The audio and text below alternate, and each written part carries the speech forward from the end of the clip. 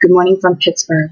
I'm Katrina Rice. It is November 6, 2012, Tuesday, Election Day, and this is your 5-minute international update. I'm sorry that they've been a little sporadic. I've been working the elections and been deployed to Pennsylvania, so let's try to get through this as quickly as we can so I can get back to that.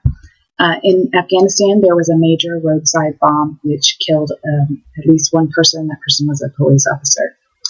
In Ukraine, opposition leaders are calling for their parties to boycott the election results and to refuse to take seats in parliament, which would cause the parliament not to work because they wouldn't have enough people to run it. Lots of stuff in Syria. Syrians are in Doha in Qatar this week for 5 days. There's a conference, hopefully to find some common ground, maybe a transitional government, and just generally to talk. The U.S. is backing that conference. While that's going on, Russian Foreign Minister Sergei Lavrov is in Cairo discussing how the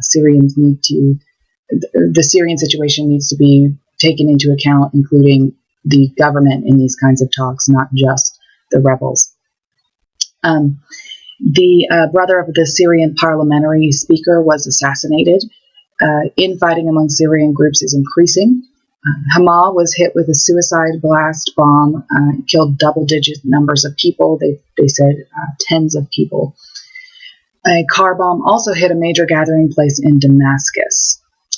In Russia, Putin has fired his defense minister after a scandal that included him selling military arms to countries that were illegal.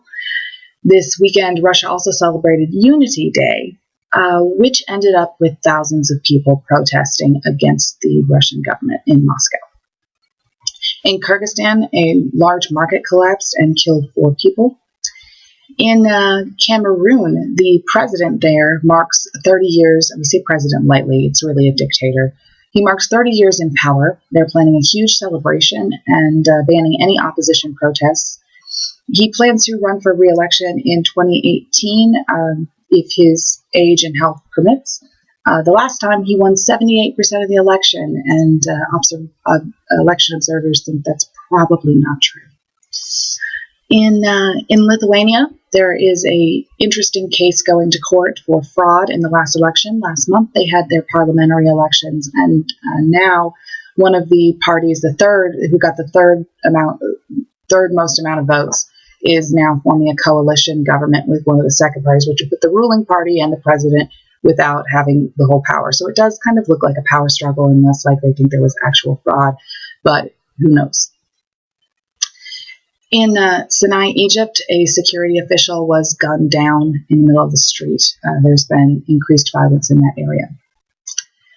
In Mali, we actually have something positive to report. Ever since there's been ethnic clashes and that Muslim group took over, the militant Muslim group took over the northern part of Mali, they have had talks in Burkina Faso, and the foreign minister from there said that the talks are going actually pretty well, that they're taking important steps. The militant group, whose name is Ansar Dine, are making progress. They have said that they're interested in cutting ties with Al Qaeda. They just need to go back and talk to the people who are in charge of their group. So we'll see if that moves forward. Maybe diplomacy will actually work in Mali. G20 met yesterday. That's the countries with the largest economies. They all met in Mexico City. They specifically were supposed to talk about the financial situation of the world, particularly the United States and Europe. The big worry now is that if the elections go a certain way, Mitt Romney's way, that there will be a sharp fiscal tightening of policies in the U.S. and how those could affect the rest of the world. In Bahrain, there were 2 people killed in a major bomb blast. There's continued violence there since they've been cracking down on protesters and opposition groups in any kind of meeting at all. There are major floods that happened over the weekend in Nigeria. 363 people are officially labeled as dead, and it displaced over 2.1 million people. In the U.S., we've been talking a lot about Sandy, which is a terrible tragedy, but what happened in Nigeria is 50 times worse. Also in Nigeria, kidnappers, that was actually in Niger. In Niger, kidnappers took a number of aid workers that were down there. These are like doctors and health officials. They killed 1 person and released 5 of them, but they're holding multiple other people for ransom in the northern part of the country. A car bomb near the Iraqi military base killed 32 people. Insurgents also gunned down 3 soldiers that were at a border checkpoint. Iraq has also decided to sign a gas deal with a Pakistan company, which is interesting considering their history. In Saudi Arabia, they're reporting 2 border guards were killed by Al Qaeda. This specifically happened on the border with Yemen, which is no surprise since Al Qaeda is very active in that country. South Sudan has expelled one of the UN officials that was sent to that country. They did this right after being accused of human rights abuses after ethnic clashes in Jonglei. And this is, they're not saying exactly why they sent the UN official away, but it's pretty obvious that they just don't want anyone snooping around after the accusations, which are probably true. China is particularly angry with the UN right now after the UN came down with some hard criticisms considering Tibet and the Tibetan monks and people who are setting themselves on fire. China pretty much told the UN to get out of their business. In the Philippines, communist rebels killed 4 people. Usually the Philippines is pretty calm, but that's happening right now. France said that they will take a stand against instability in Lebanon. This is specifically that they're promising to help with the refugee overflow from Syria and stop Lebanon from having a civil war there. Lebanon also said they were speaking for the EU, and the EU would back this.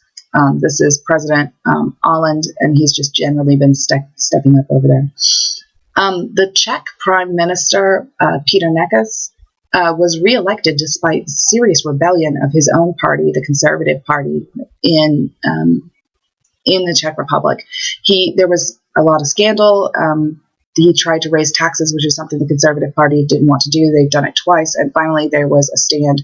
Multiple people in the party actually decided that they weren't going to allow that. This is different from the U.S. system, as people vote as a block there, as opposed to voting, we're all part of a party, but we can still vote how we want to. There, you're expected to vote with the block with your party. But some conservatives decided they didn't want to raise taxes. It was against the promises they'd made to their constituents. Despite this, he still won a slim majority and managed to stay in power. So it'll be interesting to see what happens after that. Iran's parliament has called on Ahmadinejad to discuss currency issues. They're probably going to grill him. This isn't the first time this has happened, and it will probably happen soon. Suicide bombers attacked a restaurant in Somalia. The touching part of this story is that a police officer knew they were trying to get into the restaurant and gave his life trying to keep them out. I don't think anyone actually died. Hopefully that man was able to cause enough of a stir to get people out of there, and gave his life to protect all the people there. So keep his family in your thoughts. Puerto Rico is voting today as well, not just the U.S. They're voting on a referendum to decide whether they would like to become a U.S. state instead of a territory or not. Right now, Puerto Rico cannot vote for the President of the United States, and they have certain limitations, but also certain rights. And so this referendum has come up multiple times. This is not a referendum on independence, just on statehood. But today, Puerto Rico will be voting to see whether they want to vote in the next presidential election. And of course, we'll end on the fact that the rest of the world is definitely watching the United States and the American elections today. What this means for foreign policy is probably it's a big deal. Whether Obama stays in power or whether Mitt Romney becomes president, it will affect how the U.S. interacts with other countries, and so the rest of the world is watching. It will also probably have a lot to do with what happens regarding Benghazi, as continued information comes out every day on Libya. I just didn't have a chance to talk to you about it in our short couple of minutes today. But I have to go wrap up. I have to go work in my election. And don't forget that if you are from the U.S. and you're watching this, please go vote and exercise your right.